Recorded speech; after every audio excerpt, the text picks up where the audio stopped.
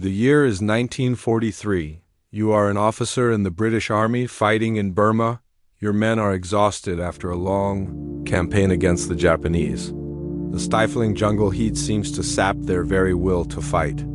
Even worse, they have virtually no hope of relief. Their supplies are dangerously low and communication with the rest of the Allies is nearly impossible. But then one day things start looking up. Supplies arrive and reinforcements are on the way. But just as it seems that your men might finally catch a break, disaster strikes. A devastating typhoon rips through the jungle, killing dozens of your men and decimating what little supplies you had left. With morale at an all-time low, it is up to you to lead your men out of the jungle and into the hills where they can regroup and await reinforcements. But leading men through dense jungle terrain is no easy task, especially when the ground beneath your feet is constantly shifting. With each passing hour, the lives of your men hang in the balance. Can you get them out alive, or will they perish in the unforgiving jungle? Welcome to Day of Infamy. Today we look at one of the most forgotten battles of World War II. The Battle of Adnanbox in February of 1943. The Japanese army advanced into the Malayan town of Adnanbox, forcing the British 18th Division to retreat into the jungles of northern Burma. The Japanese army was made up of 3 divisions numbering approximately 30,000 men under the command of Lieutenant General Hitaro Kimura. They faced off against the British 18th Army Division consisting of about 26,000 men led by Lieutenant General Sir Philip Christison. While the Japanese were known for their tenacity and fanatical fighting spirit, the British had the advantage of having more supplies and being better equipped. However, this advantage soon vanished due to the dense jungle terrain, which made it difficult for the British to move their supplies and communicate with each other. This would prove to be the first of many challenges they would face. As the Japanese advanced further into Burma, the British realized they were in trouble. They needed to find a way to stop the Japanese advance or risk being trapped in the jungle. After weighing their options, they decided to make a stand at a location known as the Untold Valley. The valley was surrounded by dense jungle and mountains, making it nearly impossible to escape. But it was also the only place where the British could hope to stop the Japanese advance, so they began digging in. The British set up defensive positions and waited for the Japanese to attack. When the Japanese finally attacked, the British were ready for them. The fighting was fierce and neither side was able to gain the upper hand. Days turned into weeks and the fighting continued. The British were able to hold off the Japanese, but it was a costly victory. Their numbers were dwindling and they were running out of supplies. They desperately needed reinforcements, but they knew that it might be too late for them. While the battle raged on, the British High Command realized they needed to do something to help their men. They sent in a relief force consisting of the 7th Division, 2 brigades of the 19th Division, and several supporting units. The relief force was led by Lieutenant General Sir Harold Rooks Drift, a veteran of the Second Boer War and the Western Front in World War I. He was a highly respected commander, and the men looked up to him. As the relief force made its way to the front lines, the men were eager to see their reinforcements. They had been holding out for so long, and now they finally saw the light at the end of the tunnel. They knew that they would soon be relieved and able to take a much-needed break. But unfortunately, their hopes were dashed. The relief force was too late. The Japanese had already captured the Imjaf Valley and were advancing further into Burma. The British were forced to retreat deeper into the jungle. With their forces spread thin, the British were vulnerable to Japanese attacks. The Japanese began launching a series of attacks, and within days, the British were in full retreat.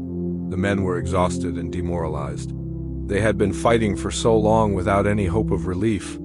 And now they were being forced to retreat without even knowing where they were going. It seemed as if all was lost, but the British were able to regroup and launch a counterattack. They drove the Japanese back and were able to establish a new defensive position at a location known as Sangsha. The Japanese were unable to break through the British lines, and eventually the fighting died down. The British had once again managed to hold off the Japanese, but it was a hollow victory.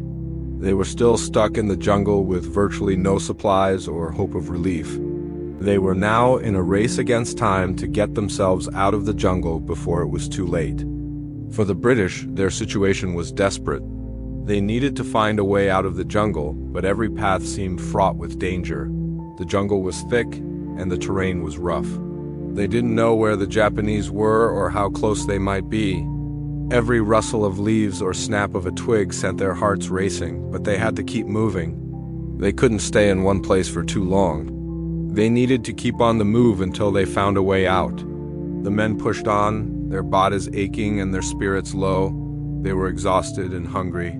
They hadn't had a decent meal in days, but they had to keep going. There was no one coming to rescue them. They had to save themselves.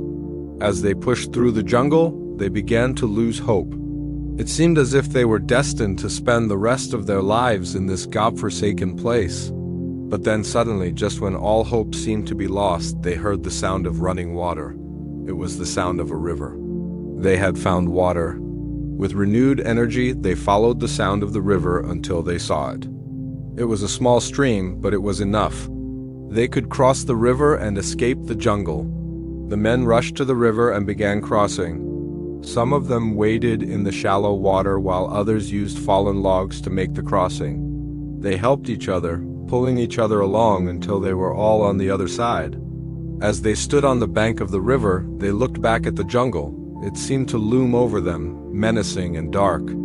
They had escaped the jungle, but they knew that they had been changed forever. The jungle had tested them and only a handful had survived. In the end, the Battle of Admin Box would be a decisive victory for the Japanese, resulting in the capture of 13,600 British soldiers. The Japanese would go on to capture Burma and drive the Allies out of Southeast Asia. But despite the outcome, the battle would become one of the most forgotten of World War II, while the Battle of Stalingrad and the Normandy invasions would be remembered for generations. The Battle of Admin Box would be relegated to history books and military journals. This was due to a number of factors. First, the battle took place in a remote area of the world that was not of strategic importance to most countries. This lack of proximity meant that most people had little understanding of the conflict taking place there. Additionally, the battle was fought between two sides that were not considered major players in the war. The Japanese and British armies were both powerful forces, but they were not the main belligerents in the conflict. Finally, the battle itself was not particularly decisive. The Japanese victory was costly and did not result in any significant territorial gains. This lack of clarity meant that the battle was easily overshadowed by other conflicts. However, the Battle of Admin Box was a pivotal moment in World War II. It was one of the first major defeats suffered by the British Army, and it marked the beginning of the end for the British Empire. It also demonstrated the tenacity and determination of the Japanese army, which would go on to become one of the most feared militaries in the world. Ultimately, the Battle of Admin Box is a reminder that history is written by the victors. We tend to remember the stories that are told and retold until they become part of our collective memory. But there are many other stories that are just as important but have been largely forgotten. It's up to us to make sure that these stories are not lost. We must remember the battles that may not be as well known, but that had just as profound an impact on the course of history. So what do you think? Could you lead your men out of the jungle? Let me know in the comments below. And if you enjoyed this video, please hit the like button and subscribe for more historical tales. Thanks for watching.